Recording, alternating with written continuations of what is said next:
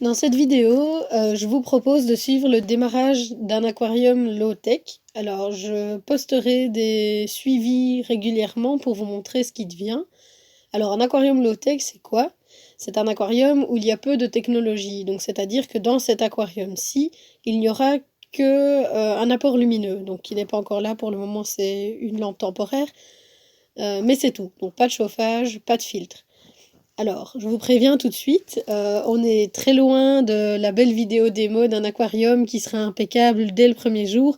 Donc ici, on va bien créer un écosystème, d'accord? Ça ne veut pas dire que les démos d'aquarium propres ne sont pas bonnes, ça veut juste dire que ce sont deux philosophies très différentes. Ici, on crée un écosystème, donc il va falloir un peu de patience pour que ce soit beau, mais rassurez-vous, ce sera très intéressant. La méthode que j'utilise, c'est la méthode que j'ai utilisée pour créer l'aquarium que vous avez peut-être vu dans la vidéo Débranchez vos filtres. Alors, c'est la méthode que j'ai baptisée la méthode CRAD. Alors, CRAD, ça veut dire comment réussir à tous les coups, oui j'ai triché, le développement d'un écosystème. CRAD. CRAD parce qu'aussi l'aquarium va être sale, mais sale, pas sale de saleté, mais sale de vivant, de déchets bactériens, de déchets organiques. Si on lance un aquarium en stérilisant tout, on va obtenir un aquarium stérile. Donc ça me semble logique. Par contre, si on lance un aquarium en nourrissant cet aquarium et en le salissant, entre guillemets, on aura un aquarium vivant dès le départ. J'entends d'ici les réactions, non, votre aquarium ne va pas garder cette couleur-là. Donc la méthode CRAD, contrairement à ce que son nom indique, donne un aquarium tout à fait cristallin à la fin du processus. Donc pas de panique. Alors, l'idée principale de la méthode, c'est de reproduire ce qui se passe lorsqu'une zone de sol, de terre normale se retrouve inondée. Et donc, on va aller chercher des éléments extérieurs, donc des branches, des cailloux, la terre, sans les désinfecter, les mettre dans l'aquarium et inonder tout ça.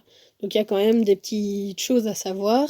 Par exemple, les racines, il ne faut pas que ce soit des racines de résineux, donc c'est assez important. Donc si c'est un arbre que vous avez coupé, qui est dans votre jardin, que vous avez trouvé dans les bois, regardez bien que ce ne soit pas un sapin, un conifère, donc ça doit bien être un feuillu. Les cailloux, il faut pas qu'ils soient calcaires, mais c'est tout ce qu'il y a à savoir. Donc, pour savoir si un caillou est calcaire, vous mettez un peu de vinaigre, si ça fait de la mousse ou des bulles, vous le virez. Alors la terre vient de mon jardin, je l'ai prise dans les taupinières, donc les petits monticules de taupe. Celle-ci est déjà nettoyée par les taupes, donc il y a très peu de résidus qui risquent de se décomposer dans votre aquarium sous le sol et qui risquent de créer des poches de gaz.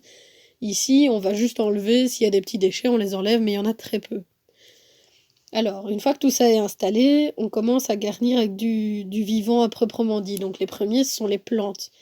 Alors, les plantes ici sont des plantes qui viennent toutes de mes autres aquariums. Et donc je les prends et je les remets directement. Je ne les lave pas, je ne les rince pas, elles sont mises directement pour essayer d'emporter un maximum de bactéries et de vie avec elles. Ces plantes sont déjà remplies de bactéries et je les installe directement. Alors la Vallisneria, elle est vraiment bien. Moi je base mes low-tech dessus parce qu'elle pousse très bien dans des conditions relativement faciles. Elle se reproduit très très vite. Donc vous allez devoir très vite empêcher les nouvelles pousses de se mettre là où vous n'avez pas envie qu'elles aillent. Ces plantes vont prendre un petit moment pour s'enraciner. Elles vont s'installer et puis elles vont redémarrer vraiment à plein pot leur filtration et leur oxygénation. Vous pouvez remarquer que pour le moment, il y a très peu de plantes. C'est suffisant pour le démarrage, mais il va falloir rajouter petit à petit des nouvelles. Donc soit attendre, si vous avez la patience, attendre que celles qui sont là se développent et se reproduisent, soit rajouter petit à petit.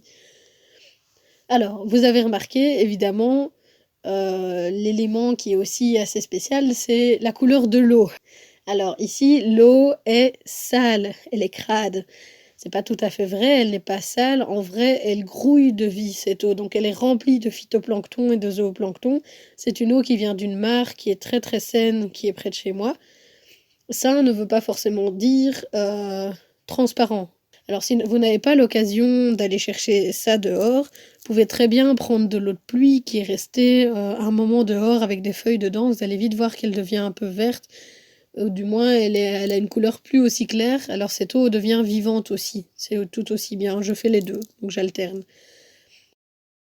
Ici aussi, je rajoute des éléments pour booster l'évolution bactérienne, c'est-à-dire que je rajoute des feuilles mortes, ici c'est du châtaignier, des fruits d'aulne qui sont bien secs, qui vont aussi servir de petites cachettes. Ils vont se faire manger petit à petit, mais ils vont servir de cachette et ils vont libérer des tanins dans l'eau.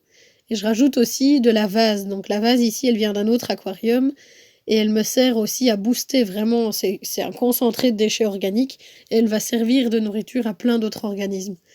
Toutes ces bactéries que j'ai introduites, ça va avoir un effet dans un premier temps. Donc sur les racines, par exemple, vu qu'elles n'ont pas été désinfectées, vu qu'elles n'ont pas été bouillies, on risque de voir apparaître une couche blanchâtre qui a l'air d'avoir une texture bizarre. Au départ, c'est l'activité bactérienne qui devient visible et il va y avoir une explosion bactérienne d'un coup. Mais tout ça va disparaître dans les premières semaines, d'accord? Donc les racines vont redevenir bien belles après 2-3 semaines. Vous ne devez pas vous inquiéter pour ça. Il peut aussi y avoir parfois au sol une nappe blanche aussi qui n'a pas un bel aspect, qui est un peu laiteuse, c'est la même chose. Donc vous allez avoir une petite explosion de bactéries qui va arriver et puis qui va disparaître. Dans les cas les plus puissants, parfois c'est tout l'aquarium qui a l'air d'être dans le brouillard, mais c'est pas grave. Donc ça aussi, ça va disparaître. Ça, j'ai jamais eu, hein. Moi, j'ai eu des petites nappes, mais jamais le brouillard complet.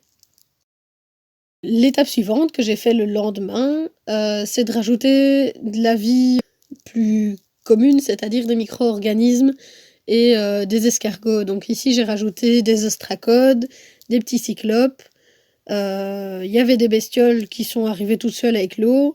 Donc il y a vraiment déjà plein de vie à observer.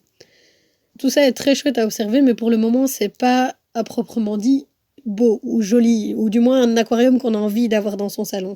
Alors rassurez-vous, l'eau ne va pas garder cette couleur, donc elle va devenir cristalline si votre équilibre est bon. Tout ça ne sera que des souvenirs. Donc votre aquarium va devenir vraiment très très beau, parce qu'il sera très riche. Pour réussir ça, il faut de la patience. Si on démarre un aquarium comme ça, il faut le démarrer avec un maximum de matière pour qu'il soit vivant. Avec ça, il faut rajouter un peu de patience et vous aurez un écosystème vraiment très beau dans quelques temps. J'espère pouvoir refaire une vidéo très rapidement pour vous montrer le développement, vous dire en combien de temps l'eau est devenue claire et j'espère vous avoir convaincu que la méthode CRAD fonctionne. En tout cas, je l'ai testé sur celui-là et ça a très bien fonctionné. J'espère aussi vous avoir intéressé à des choses dont on ne parle pas souvent dans l'aquariophilie. Et donc voilà, j'espère vous revoir pour la prochaine vidéo de suivi.